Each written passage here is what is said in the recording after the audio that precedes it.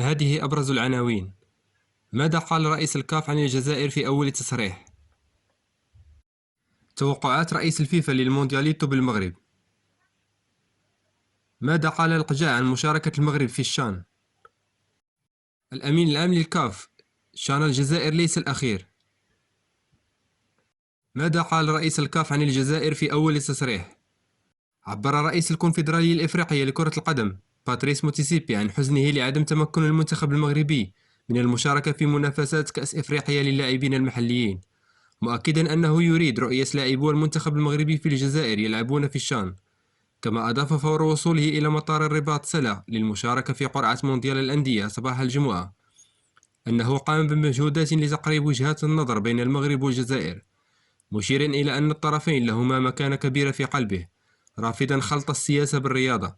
وأكد المسؤول الأول في الكاف أن المسؤولين الجزائريين أكدوا أنهم يريدون من المغرب المشاركة، وأنهم سيرحبون بالمنتخب المغربي في بلدهم، مشيرا إلى أنه طلب من الجزائر السماح لبعثة المنتخب بالدخول المباشر.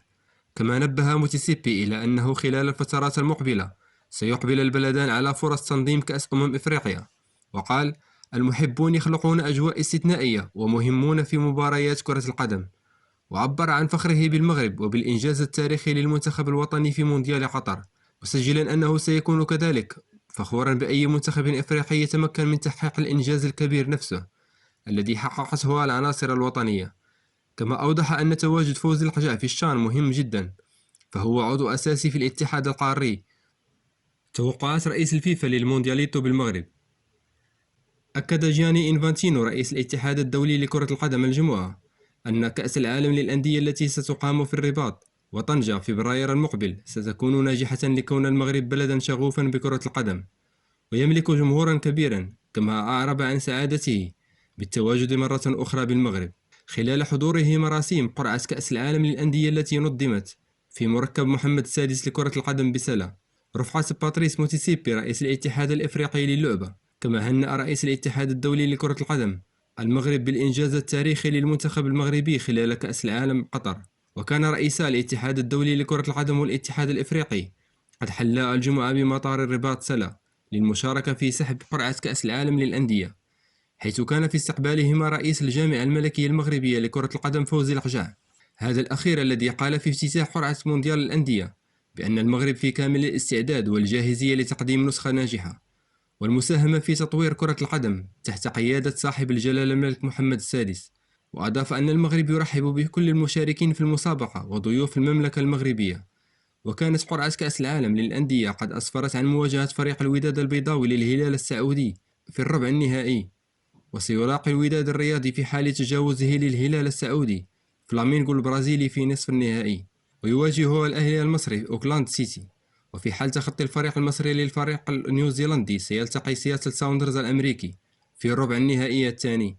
وفي نصف النهائي الثاني يواجه ريال مدريد الفائز في مباراة دور الربع النهائي الثاني.